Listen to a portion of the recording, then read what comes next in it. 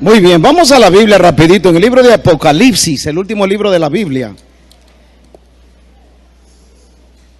Vamos a leer algunos versículos en el capítulo número 3, comenzando con el versículo número 14. El libro de Apocalipsis, el capítulo número 3, comenzando con el verso 14.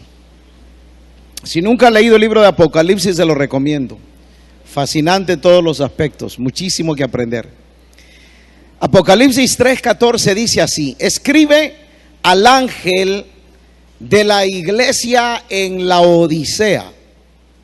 Esto dice el amén, el testigo fiel y veraz, el soberano de la creación de Dios. Conozco tus obras, sé que no eres ni frío ni caliente. Ojalá fueras lo uno o lo otro. Por tanto, como no eres ni frío ni caliente, sino tibio, estoy por vomitarte de mi boca. Dices, soy rico, me he enriquecido y no me hace falta nada.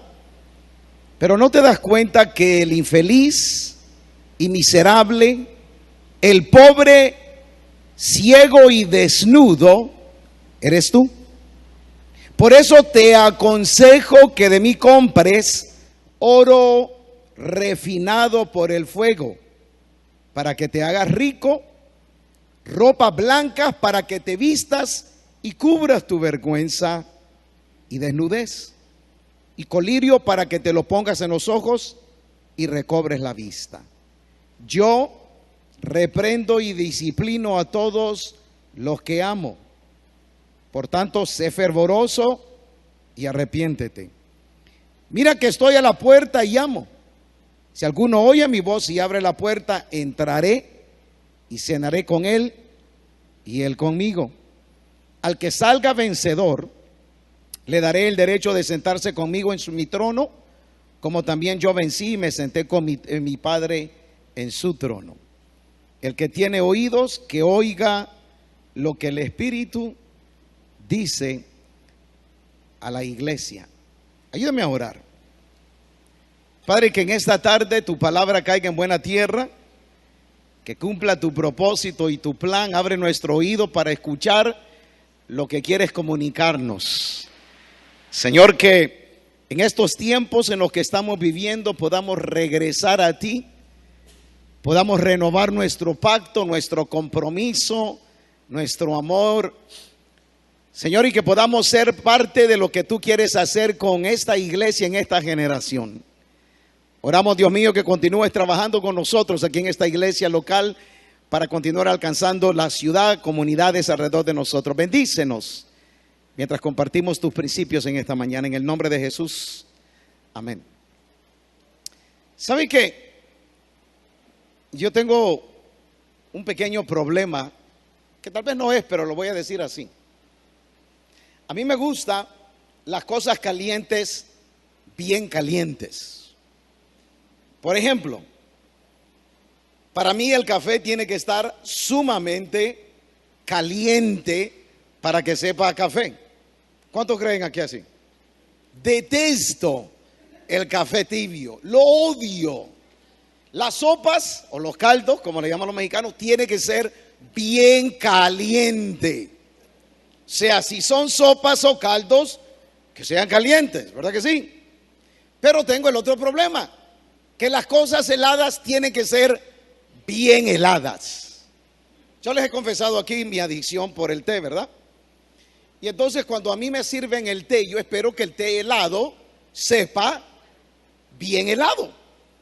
Y si es posible, le pido una taza o un vaso extra de hielo para que esté bien helado. No entiendo el concepto de que le den té sin hielo si tiene que ser iced tea, ¿correcto? Entonces lo helado tiene que ser helado y lo caliente tiene que ser bien caliente. En este capítulo que acabamos de leer, Dios le está hablando a una iglesia. El libro de Apocalipsis es importante que lo leamos, señores, porque Tiene mucho que aprender. En realidad ese libro que nos relata lo que va a pasar con nosotros al terminar la historia, con la iglesia al terminar la historia, en realidad tiene mucho que aprender en todos los aspectos, pero en los primeros capítulos del 1 al 2, del 2 al 3, Dios le manda cartas a 7 diferentes iglesias en el Asia Menor. Y cada una de estas iglesias representa mucho de lo que la iglesia representa en esta generación. Honestamente, para ser honesto, la iglesia de la Odisea representa en sí la última iglesia, la iglesia del último siglo o la iglesia de la última generación antes de la venida de Cristo. Y Dios le manda una carta a cada una de estas iglesias dándoles un mensaje específico por la condición en la que se encontraban, por la época y por la vida que llevaba la iglesia. A la iglesia de la Odisea es una de las pocas que le habla bastante fuerte. Cuando le habla fuerte, le habla bien fuerte, y ahorita le voy a explicar el por qué. Primero déjeme hablarle un poquito acerca de la ciudad. La ciudad de la Odisea, en el tiempo de la Biblia, era una ciudad poderosa económicamente, para que sepa. Era una ciudad fuerte y poderosa porque se producía una lana negra. Habían ovejas que producían una lana negra que era muy importante porque de esa lana se producían buenos trajes y vestidos que eran sumamente caros y se exportaban literalmente a todas partes en esa época. Por eso la ciudad se había convertido en una ciudad poderosa, por la lana que vendían, los vestidos y los trajes. Todo el mundo pedía eso y la había hecho una ciudad grande, una ciudad poderosa. Lo segundo es que era una ciudad farmacéutica. La razón por la cual ustedes leen ahí ese versículo que él dice que de mí compres colirio es porque la ciudad era una ciudad farmacéutica. En la ciudad se producía un ungüento para los ojos, era como una pomada o gotas que se hacía y se había reproducido de tal manera que médicos, doctores de todas partes llegaban a comprar ese ungüento. Era una ciudad poderosa económicamente por lo que vendía, por lo farmacéutico y por lo que producía. Es más, les voy a decir algo que aprendí estudiando esto. Era tan poderosa en lo que se refiere a la medicina de que ellos tenían un culto a un dios famoso que era el dios de la salud o el dios de la medicina, que para que sepa, hasta el día de hoy se ocupa, ustedes lo han visto, si ustedes van a lugares médicos o aún en algunas ramas del Army, ocupan esa estatua o esa imagen. Es la imagen de una estatua con una serpiente alrededor. Para que ¿la han visto? ¿Se acuerdan? Pues esa imagen viene específicamente de la Odisea. Viene exactamente de esa porque era la imagen que ellos adoraban. Como era una ciudad poderosa económicamente, era tan poderosa que la historia dice que una vez la ciudad se deshizo, se derrumbó por un terremoto y destruyó toda la ciudad. Roma trató de ayudarles a levantarse y ellos, como tenían tanto dinero, le dijeron a Roma: no necesitamos la plata, no necesitamos que ustedes nos ayuden, nosotros tenemos tanto dinero que vamos a construir la ciudad a nosotros porque nosotros tenemos. Entonces era una ciudad bastante orgullosa, poderosa. La iglesia de la Odisea se había convertido así. La iglesia de la Odisea era una iglesia de gente adinerada, una gente de plata, una gente de rica. Es más, si usted va a esa área todavía que está allá en las ruinas de Turquía o parte, porque esa ciudad estaba ahí en Turquía, o es lo que ahora se conoce como Turquía, usted va a encontrar ruinas de tremendos edificios, palacios, casas, mansiones, por la gente que vivía, porque era una gente de mucha plata, de mucho dinero. Entonces, la iglesia de la Odisea se había convertido en una iglesia así. Era una iglesia de gente adinerada, gente de plata, gente importante. Y eso, oiga eso, y eso se había convertido en el pecado de la iglesia. Y entonces la iglesia de la Odisea se había convertido en una clase de cristianos mediocres, cristianos tibios, cristianos que no estaban ni muy ni tan. O sea, no estaban ni bien entregados, pero tampoco estaban caídos. No era una clase de iglesia que estaba bien encendido con Cristo, bien entregado a Cristo, pero tampoco estaban muertos en sus conocimientos. O sea, no estaban apartados de Dios ni nada, sino que vivían una vida a medias. Ahora, a los que nos gustan las cosas tibias o heladas, todos entendemos que el café tibio es horrible, ¿verdad que sí? ¿Alguna vez usted ha querido probar un café y de repente usted cree que está bien calentito y de repente se lo toma y está bien tibio y rápido lo saca? Vea, dice, uy, qué feo esto. Vea y pum, lo escupe. Bueno, la iglesia de la Odisea era una iglesia que no estaba muy entregada, pero la vida cristiana la vivían a medias. Le voy a decir cuál era el pecado de la iglesia de la Odisea en 3 palabras. La primera era la falta de compromiso. Era una iglesia a medias. Era una iglesia que vivía la vida como le da la gana. Era una iglesia cómoda. Era una iglesia que verdaderamente la vida cristiana era cualquier cosa. La vida cristiana no era una vida entregada, una vida sometida. Era una iglesia que vivía de la internet, era la iglesia que vivía de los medios, era la iglesia que vivía de la televisión, era la iglesia que vivía de los predicadores de la televisión, era la iglesia que en realidad no hacían del compromiso con Cristo parte de su vida diaria. Damas y caballeros, la iglesia de la Odisea es la iglesia de esta generación. Nunca antes en la historia de la iglesia cristiana ha existido una iglesia tan cómoda como esta. Nunca antes en la historia de la iglesia cristiana, desde los años de la primera iglesia, ha existido una iglesia como la de ahora. Esta es la iglesia de esta generación. Esta es la iglesia que se le ha dado todo, que se le ha ofrecido todo. Esta es la iglesia que literalmente se ha lanzado por medio de los medios masivos alrededor del mundo entero. Esta es la iglesia que ha dejado de congregarse. Oiga lo que le voy a decir. Yo creo en los medios de comunicación. Yo creo que la iglesia debe de ocupar los medios de comunicación a como dé lugar. Yo creo que hoy más que nunca debemos de congregarnos, amarnos, servir a Cristo y comunicar los principios del evangelio en nuestra vida diaria. Pero ¿sabía usted que hay iglesias hoy en día donde usted no tiene que venir al culto? Usted puede sentarse en su casa, usted puede estar sentado en una reunión, usted puede reunir a su familia y ahí simple y sencillamente congregarse y ver, porque por los medios de comunicación mira absolutamente todo. Escúchalo bien, esta es la iglesia de la comodidad. Esta es la iglesia cómoda, esta es la iglesia tranquila, esta es la iglesia donde el compromiso es medio, donde verdaderamente no estamos entregados a Cristo, sometidos a Cristo. Yo he trabajado mucho alrededor de varios países y yo les he comentado, voy a ser honesto, he visto iglesias en diferentes partes del mundo en avivamiento. Yo he visto avivamientos en El Salvador donde las personas se levantan a las 5 o 4 de la mañana para irse 1 hora en un autobús para llegar a su iglesia. En medio del calor, en medio de la lluvia, yo he visto personas subiendo una montaña, literalmente una montaña, para llegar a escuchar el evangelio, para recibir 35,000 personas, no 10,000, no 15,000, no, 35,000 personas, ir a una montaña, a un lugar amplio, en ciudades como Honduras, en ciudades como El Salvador, a conocer, escúchelo bien, de Dios. Gente que hace filas, literalmente, para conocer a Cristo, gente que hace línea para entrar a la iglesia porque quieren llegar a la iglesia a sentarse en las primeras bancas porque están tan hambrientos y tan deseosos de escuchar de Dios. Gente que tienen tanto deseo de conocer a Cristo que para ellos es importante levantarse temprano, para ellos es importante ir a la casa de Dios, para ellos es importante correr rápidamente. Gente que no tiene que esperar que alguien haga un llamado para venir al altar, corren al altar. ¿Sabe por qué? Porque tienen una entrega completa a Jesucristo. Lo miré en El Salvador, lo miré en Honduras, lo miré en Oaxaca, México.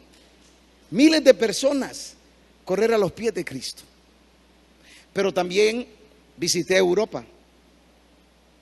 En el año 2000, la Asociación Evangelística de Billy Graham hizo una conferencia para evangelistas. Y la conferencia invitaron evangelistas de todo el mundo. Entre ellos me invitaron a mí, el pastor Alberto Motesi. Fuimos varios, eran como, no sé, 15,000 evangelistas quizás. Y parte de lo que nos llevaron a conocer fueron iglesias que en una época fueron reconocidos.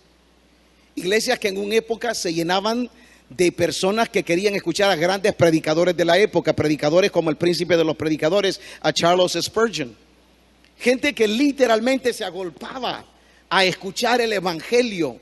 Iglesias que se llenaban de cantidad de gente porque la gente tenía hambre de oír del evangelio. Hoy son monumentos. Hoy son monumentos donde la gente va a visitarlo solamente. Hoy son monumentos que pasan. Hoy son monumentos que la gente pasa y se toma selfies. Hoy son monumentos simple y sencillamente, escúchelo bien, para decir de lo que pasó, de lo que existió o de lo que vivieron. Yo lo he dicho antes, la iglesia, Dios no la constituyó para ser un monumento para santos. La iglesia Dios la constituyó para ser un hospital para los refugiados, para los necesitados, para los hambrientos, para los enfermos, ¿correcto? La iglesia, damas y caballeros, no debe de ser un lugar de comodidad. La iglesia debe de ser un lugar donde vendamos a querer congregarnos para aprender los preceptos de Cristo, para ponerlos en práctica en la vida diaria. Segundo, el pecado de la iglesia de la Odisea no solamente era el conformismo, sino que también era el orgullo. Se creían más que otros. Estaban tan bien puestos que no necesitaban de nadie. Estaban tan poderosamente económicos que no necesitaban la ayuda de nadie. Se jactaban de todos. Escúchalo bien, la iglesia de la Odisea era parte de las iglesias de Colosas que Pablo estableció en uno de sus viajes misioneros. Por eso que cuando Pablo, si usted lee un día la carta a Colosenses, Pablo también dice, escribiéndole a los colosenses, por favor hagan que la iglesia de la Odisea lea también esta carta. Pablo tenía tanto interés para que la iglesia de la Odisea saliera de esta condición que Pablo le dice, es importante que la iglesia de la Odisea lea estos principios, conozca también estos principios. ¿Por qué? Porque era una iglesia poderosa, era una iglesia fuerte. Ellos se creían más. Ellos no sentían que necesitaban de nadie.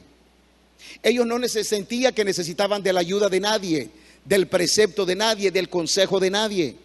Se creían tan importantes y tan especiales que echaron a Dios de sus cultos. Se sentían tan importantes y tan especiales que ya Dios ya no era parte de su vida diaria. Se sentían tan importantes y tan especiales que ya Cristo no era el centro de sus vidas. Se sentían tan importantes y tan especiales que Dios decidió no congregarse en esa iglesia. Si hay algo que le cierra las puertas de la iglesia a Dios, es el orgullo religioso. Si hay algo que hace que Dios dice, yo prefiero no meterme con esos, es sentirnos más especiales, más importantes, más poderosos, es creernos más que otros. Recuerdo lo que yo he dicho aquí en algunas ocasiones, peligroso pensar que uno sabe más. Peligroso pensar que uno tiene más. Peligroso creerse más que otros. Porque aquí viene. Porque a los que más se les ha dado. Porque a los que más se les ha dado, más se les va a demandar. Entonces el pecado de la iglesia de la Odisea no solamente era el conformismo espiritual, creerse que no necesitaban leer la Biblia, creerse que no necesitaban los preceptos de Cristo, creerse que ya no era importante seguir bajo los principios de Dios, creerse y aprender todo de cualquier cosa. No solamente era importante, sino que era el orgullo religioso, creerse de que estaba bien venir a la iglesia de vez en cuando. Mire, le cuento algo, y quizás el pastor sabe de esto porque es costarricense. No, le voy a decir porque le voy a decir lo que pasó. Hace años atrás, Blanquita y yo fuimos invitados a ir a Costa Rica. No me acuerdo, fueron 80 por ahí, 80 y pico por ahí. Bueno, fuimos a visitar varias iglesias. El domingo íbamos a una de las iglesias más grandes de Costa Rica, la iglesia cuadrangular, en aquel tiempo. La iglesia central. Y no sé, en aquel tiempo, según lo que me dijeron, que la iglesia tenía 500 personas, 700, no me acuerdo. Y entonces nosotros fuimos. Yo me acuerdo que yo me preparé, me levanté tempranito, oré, toda la noche había estado orando, intercediendo, Señor, porque quería que Dios me usara, quería que Dios hiciera algo, comunicar una verdad, quería comunicar un principio de Dios. Pero ese día se jugaba también la gran final de dos equipos importantes de Costa Rica, Saprissa, ¿y cuál es el otro? Alajuela. Eran los dos y era el partido más importante de toda la nación. Pues esa mañana las iglesias estaban vacías, porque todo el mundo se fue a los partidos. Era lo normal, ¿cierto o no, pastor? Era lo normal. Ahora, y eso también pasa en otros países, no crea que solo en Costa Rica, pasa en todas partes, lo he visto en cantidad de veces. Lo miré en Honduras también. Pero todo el mundo se fue. Entonces, En la iglesia, que supuestamente tenía 500, 700 personas, no había más que, no sé, unas 200 quizás. Cuando fuimos a almorzar, el pastor me dijo esto: Mangandi, disculpa, mira que los hermanos no vinieron a la iglesia este domingo. Es que mira, nosotros aquí tenemos, eso fue lo que me dijo el pastor, nosotros tenemos una costumbre acá en nuestro país. Y la costumbre es que los hermanos pueden faltar a la iglesia cuando es un partido así importante. Nosotros lo promovemos, dice, para que los hermanos se queden en la casa viendo el partido, porque el partido es más importante. Y yo dije, oh, wow, qué interesante, ¿no? Ahora, no me malinterprete, por favor, no quiero sonar fanático de ninguna manera, ni religioso de ninguna manera. Pero qué lástima es cuando los principios de Dios los empezamos a colocar en una balanza, ¿no? Qué lástima es cuando empezamos a colocar los principios de Dios en una balanza porque creemos que ver un partido es más importante, porque creemos en esto. Mira, a mí me encantan las Olimpiadas, ¿verdad? ¿Cuántos están echando las Olimpiadas? ¿Verdad que sí? A mí me fascinan las Olimpiadas, especialmente Michael Phelps, nadando, me encanta la natación, me fascinan las Olimpiadas. Cuando no estoy, las grabamos. ¿Por qué? Porque me encanta verlas después. ¿Se dice Olimpiadas o Olimpiadas? De las dos maneras, vea, pues no estoy equivocado. Entonces, a mí me fascina, ¿sí? Ya algunos me están criticando, dice Olimpiadas. No, así se dice. Pero hoy tenemos el privilegio de que usted lo puede grabar y toda la cosa, ¿no? Entonces, el problema de la iglesia de la Odisea era una iglesia orgullosa, era una iglesia que se creía más importante que otra, era una iglesia que faltaba en el compromiso con Cristo. Señores, la vida cristiana, ya lo hemos visto aquí, se vive 24 horas al día, 7 días a la semana. La vida cristiana es una vida de todos los días. Dios quiere que vivamos con Él continuamente, que caminemos con Él continuamente, que vivamos con Él. Pero Dios es bueno, diga conmigo, Dios es bueno. Y como Dios es bueno, no los deja y Dios les da la respuesta. Dios le dice, miren, el pecado de ustedes es que no son ni calientes ni tampoco son, están tibios, y como están tibios, me dan asco. Literalmente eso dice. Como son tibios, no me dan ganas ni de meterme con usted. Como la vida cristiana que viven a medias, es apacible, es como, o sea, mejor me aparto, mejor, así dice, lo voy a vomitar. Qué triste es cuando la clase de vida que vivimos hace que Dios se aleje de nosotros, ¿no? Qué triste es cuando la falta de compromiso que tenemos con los principios de Dios hace que Dios no quiera meterse con nosotros. Qué triste es cuando la falta de compromiso que estamos enseñando continuamente hace que Dios diga, me dan ganas de vomitarte. ¿Sabes qué? Me das asco la manera que vives, la manera que haces la cosa, la manera que te comportas. Pero regreso, Dios es bueno. Entonces Dios le da la respuesta. Y mire cómo se presenta con ellos. Primero le dice el amén. Diga conmigo el amén. Dígalo otra vez, el amén. El amén. Si usted lee, si usted ha hecho una oración, cuando usted termina de orar, ¿qué dice? Amén. Amén significa que así es, así sea. De cierto os digo, el amén representa un punto final. El amén. Él está hablando a la iglesia de la Odisea, que es la última iglesia de la generación, es la iglesia final, y le está diciendo el amén, o sea, el que es el principio y el fin. Es el mismo concepto que el evangelista Juan habla cuando escribe en la carta en la epístola de San Juan, donde dice el verbo estuvo entre nosotros y habitó. Es exactamente lo mismo. El amén, el punto final. Lo que Dios quería era que ellos se dieran cuenta de que todo comienza con Él y todo termina con Él. Y entonces le dice el testigo fiel. Y a mí me gusta el palabra que usa, porque dice el testigo fiel. Cuando dice el testigo fiel y verdadero, quiere decir el que no miente, el que no falta, el que todo lo que habla es correcto, el que todo lo que habla es recto, el que nunca va a decir algo falso, el que no le pueden confrontar con nada, el que no le encuentran pecado, el que no le encuentran falta. El testigo fiel, el que lo que habla, lo habla con veracidad, con verdad, y es un punto final. El testigo fiel. El que nadie puede confrontar ni encontrar ninguna clase de pecado. Y escucha, y aquí viene, le dice, yo conozco tus obras. Eso significa sencillo: yo conozco tus intenciones. Yo sé lo que haces y por qué lo haces. Yo sé lo que actúas y por qué actúas así. Yo conozco tus obras. Cuando le dice yo conozco tus obras, no le está diciendo yo conozco tus trabajos. No le está diciendo yo conozco tus programas. Yo conozco los métodos. Yo conozco tu... Le está diciendo yo conozco tus obras, las intenciones de tu corazón. I know what you do when nobody's watching. I know the intentions of your heart. I know what you're about. En otra palabra, yo sé la clase de gente que tú eres. Yo conozco. Porque, señores, a Dios no se le esconde nada. A Dios no se le pasa nada. Dios conoce las intenciones de nuestro corazón a pesar que la gente no las conozco. Yo conozco tus obras. Dios mira lo que nadie mira. Dios mira las intenciones. Dios conoce todo. Yo conozco tus obras. Y aquí viene la solución y se la doy rápidamente. Escúchelo bien. Bien interesante lo que le dice. Primero, le dice el primer principio. Yo te aconsejo. No le dice yo te mando.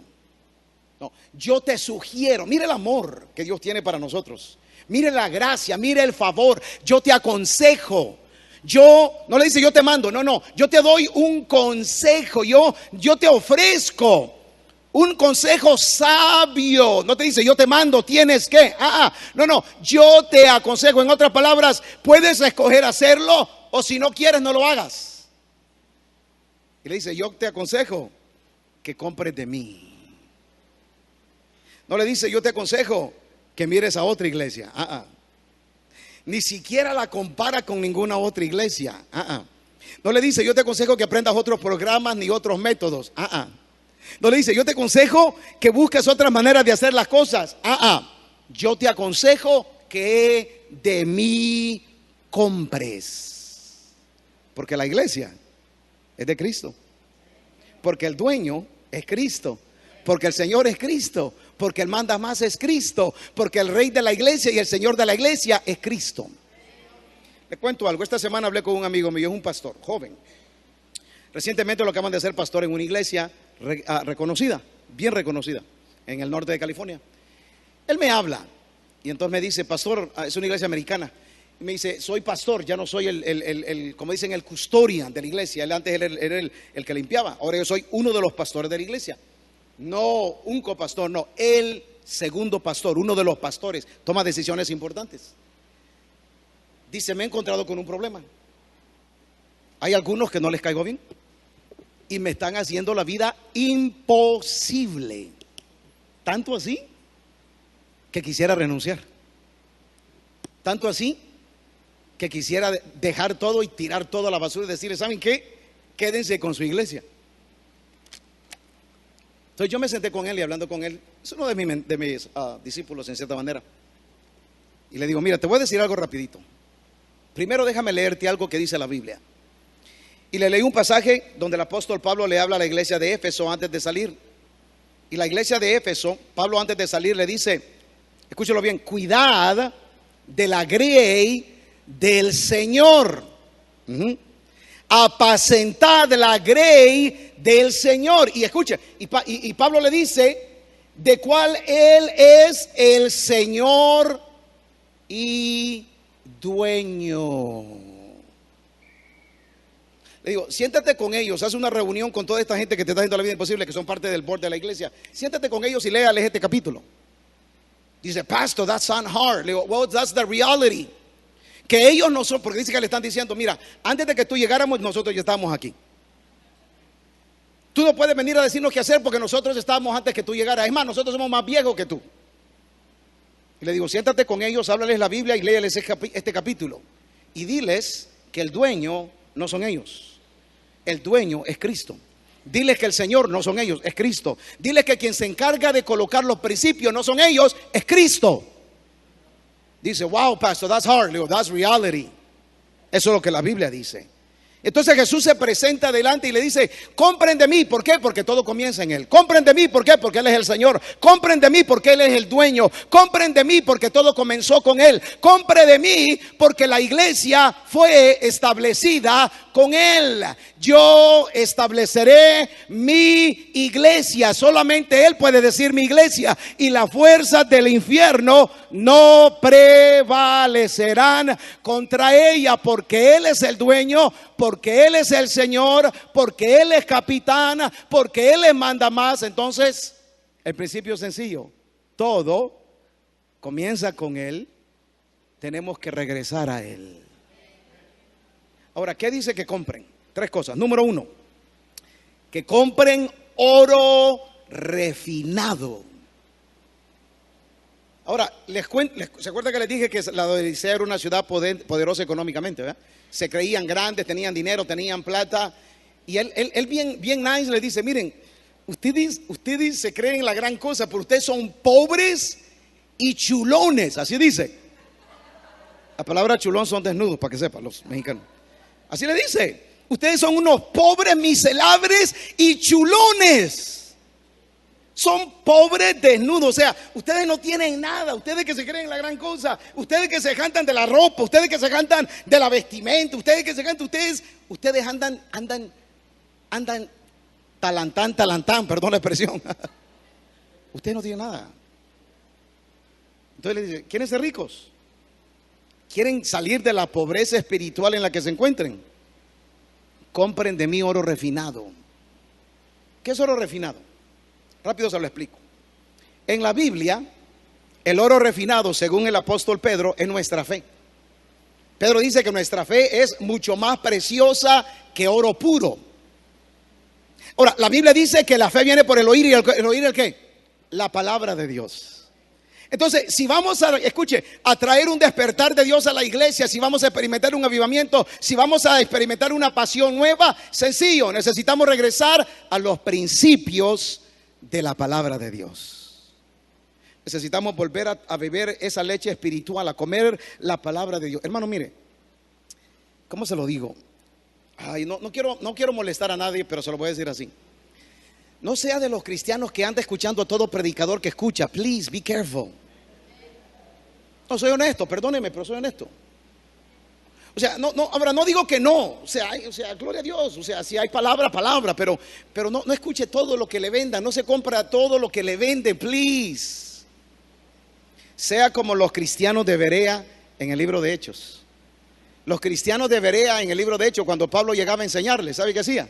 Se iban a la casa, abrían la Biblia y decían: vamos a chequear si lo que el pastor predicó es cierto. ¿Sabe lo que hacían los cristianos de Berea? Tomaban notas. Ahí estaban tomando notas, y cuando llegaban a la casa decían: mira, Pablo enseñó esto. Ah, si aquí está en la Biblia, es cierto. Por eso no se crea ni se trague cualquier cuento que le vendan. No, escuche, dice: compren de mí oro fino. O sea, si queremos traer un despertar, necesitamos el poder de la palabra de Dios en nuestras vidas. El poder de los principios de Dios, de los fundamentos de Dios. El poder de la palabra cambia, transforma, libera, restaura. Cambia nuestra manera de pensar, nuestra manera de actuar, nuestra manera de vivir, nuestra manera de pensar. Nada como el poder de la palabra. ¿Sabe cuándo la iglesia en América, en Estados Unidos, va a experimentar un mover de Dios? Cuando regrese al poder de la palabra de Dios. Yo soy predicador, yo conozco la Biblia, yo he estudiado la Biblia, me encanta leerla. Todo lo que leemos la Biblia, si la hemos leído 40 veces, nos vamos a dar cuenta que usted vuelve a leer otro capítulo y el Espíritu Santo le abre los ojos a algo nuevo, ¿verdad que sí? Le voy a decir algo de mi esposa que yo sé que a ella no le gusta que hable de ella, pero lo voy a hacer porque yo sí puedo hablar de ella, porque la conozco. No sé, Blanquita comenzó algo en su vida, quizás en enero, febrero, no me acuerdo. Pero comenzó a leer la Biblia. No como un método, no como una aplicación del teléfono. No sé, algo pasó en ella y comenzó a leer la Biblia, comenzó a leerla libro tras libro, tras libro, tras libro. Ahora, yo como predicador estudio la Biblia cada rato, porque estoy predicando cada rato. Me encanta, me fascina leerla. Pero me encanta escuchar de gente que la lee y que esté aprendiendo. Entonces de repente estamos comiendo y me dice: ¿sabes lo que leí ahora en el libro de Samuel? Y me empieza a leer lo que leyó. ¿Sabes lo que leí ahora en el libro de Reyes? wow, ¿sabes lo que leí en el Salmo? Y yo la estoy escuchando, yo la he escuchado, ya lo he leído, pero me encanta, me fascina lo que está sucediendo a través de la lectura de la palabra. Y de nuevo, no es como un método, no es como un programa. No, es algo que está sucediendo porque hay un hambre. Oiga, no hay cosa más linda cuando usted empieza a meterse en la Biblia y empieza a leerla porque tiene ganas, tiene hambre, tiene deseo. Cuando usted lee algo y dice, wow, no lo había leído antes. Wow, Dios me habló a través de esto. Wow, no lo había visto. Oiga, cuando eso suceda, asegúrese que un despertar de Dios va a comenzar en su vida. Un despertar va a comenzar en su casa. Un despertar va a comenzar en la iglesia. Asegúrese que no va a haber nada que le haga falta la Biblia, porque la van a traer todos los domingos. Hace 2 domingos yo le enseñé al grupo de adolescentes de la iglesia, sus hijos, varios chamaquitos de 10 o de 11 años. Y yo cuando le enseño a los muchachos, a veces no les enseño, o sea, yo les enseño la Biblia, pero no se las leo. Se las pongo al nivel de ellos, se las cuento como historia, para que me entiendan. Y de repente me dice uno de ellos, no me acuerdo quién de ellos me dijo, Pastor, where is your Bible? Yo dije, ay, chanfle. Si es cierto, vea que tengo que traer Biblia. Entonces le digo yo, well, I do have my Bible, but it's right here. Oh, dice, I just didn't know that you had a Bible, because I didn't see a Bible with you. Pero me gustó algo que me dijeron. Y de nuevo, a mí no me gusta hablar de la gente, pero lo hago porque así soy, vea. Y me dijeron, no, porque William, nuestro maestro, nos enseñó. Ustedes saben quién es William, ¿verdad? El que canta aquí de vez en cuando. William nos enseñó que hay que traer la Biblia a la iglesia. And I was like, wow, awesome, that's what it is. Así se hace. Ojalá y la iglesia comenzara, damas y caballeros, un despertar, porque todos nos metiéramos en la palabra de Dios y la hiciéramos parte de nosotros, ¿no creen?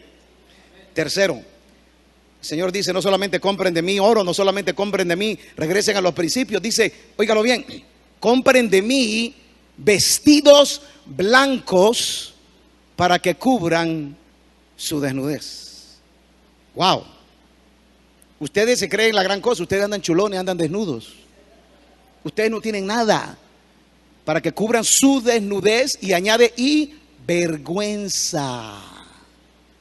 No solamente están desnudos, es vergonzoso verlos desnudos. Qué triste, ¿no? Cuando habla compren de mí vestidos blancos, eso significa, señoras y señores, la justicia de Cristo. No está hablando de cualquier obra, no. Cuando habla de vestidos blancos, habla de la justicia de Cristo. Oiga, nosotros somos aceptos en Dios a través de la justicia de Cristo. Nosotros somos aceptos en Cristo, en Dios, a través de lo que Cristo hizo en la cruz del Calvario. Nuestras buenas obras son como mugre, son como trapos de inmundicia delante de Dios. La única manera que usted y yo somos aceptos en el amado es a través de lo que Cristo hizo en la cruz del Calvario. Usted no tiene entrada al cielo por sus buenas obras, por sus buenos cantos, por sus aleluyas. Nosotros tenemos entrada al cielo a través de lo que Cristo hizo en la cruz del Calvario.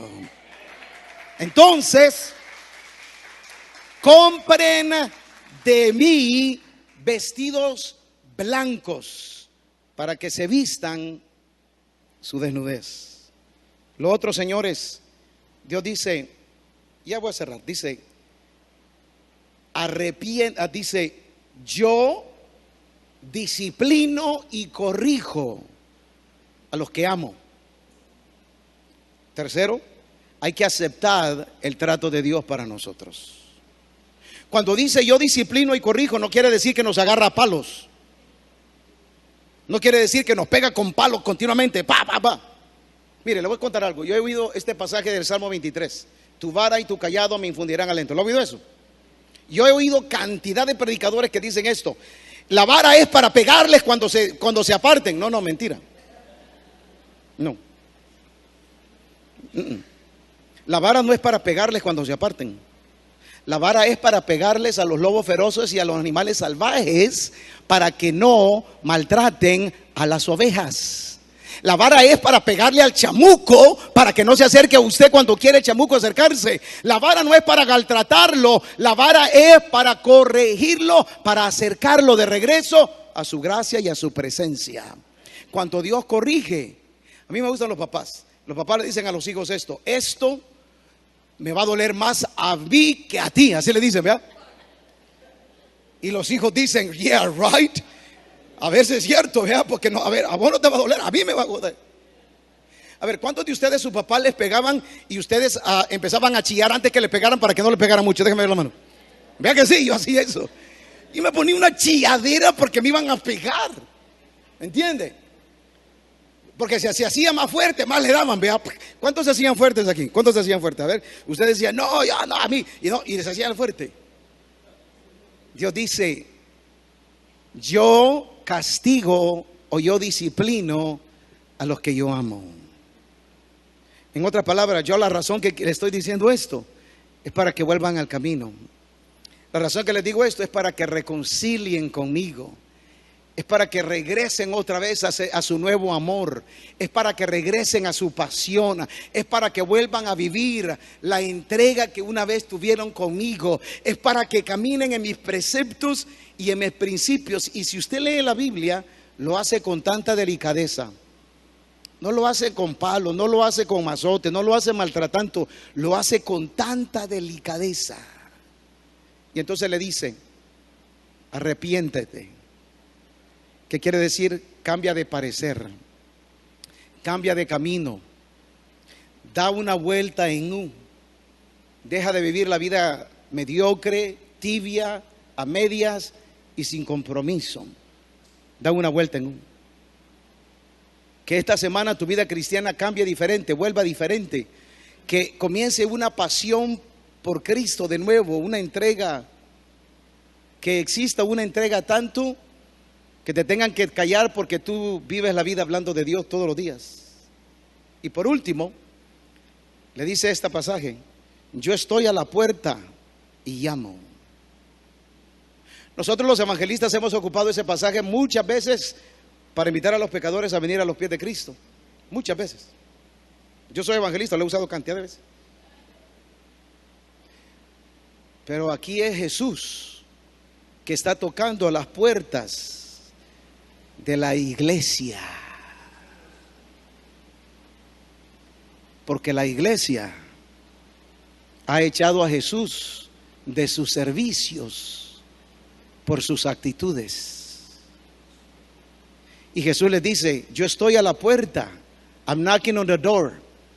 Me interesa tanto, ábreme la puerta para que yo entre y tengamos una comida juntos, un manjar juntos, para que celebremos una fiesta juntos.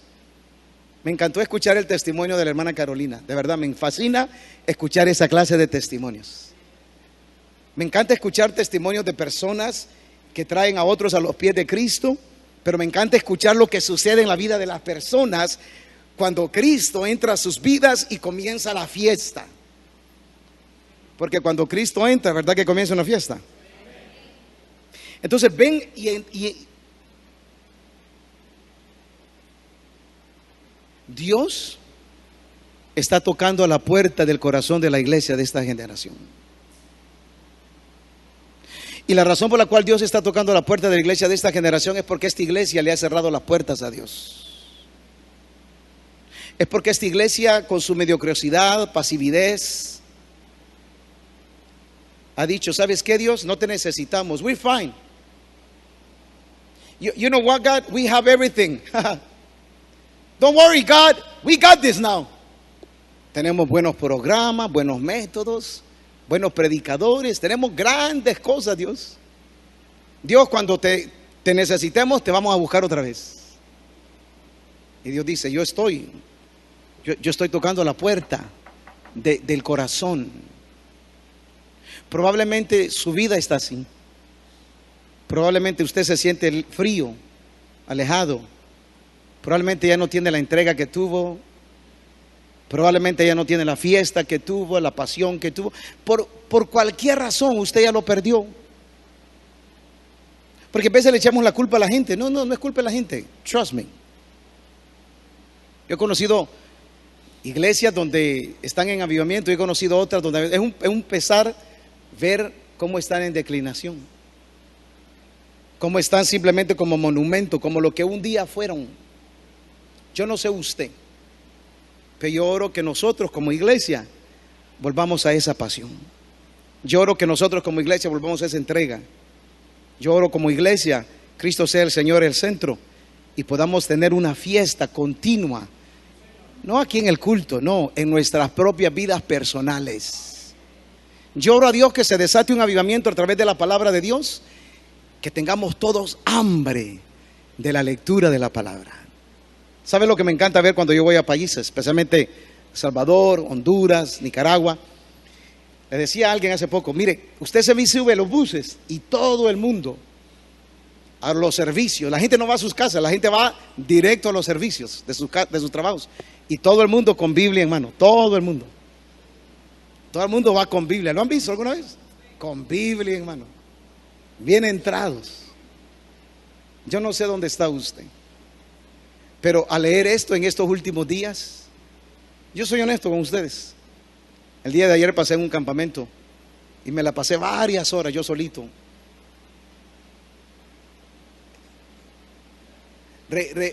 Dicen en inglés, researching my heart. De verdad, researching my heart. Yo solito. Yo no sé usted, pero yo oro que nosotros nos arrepintamos de esa pasividad, mediocridad, que si hemos perdido la pasión, que volvamos a tenerla otra vez, que volvamos a sentir el fuego que un día tuvimos. Yo oro a Dios, nunca vivir una vida tibia, ni tampoco una vida fría. Yo oro a Dios que podamos vivir una vida apasionada por Cristo, 24 horas al día, 7 días a la semana. ¿Sabe cuándo sabe usted que usted está apasionado? Cuando a la gente en el trabajo le dice, mira, y vos porque siempre andás contento. Mira, y vos porque siempre andás con esa cara, vos siempre andás feliz. ¿Qué tenés? Le dicen. ¿Verdad que sí? Es porque algo está sucediendo. Así que esta mañana eso vamos a hacer. Póngase de pie. Quiero orar y no quiero tomar más tiempo porque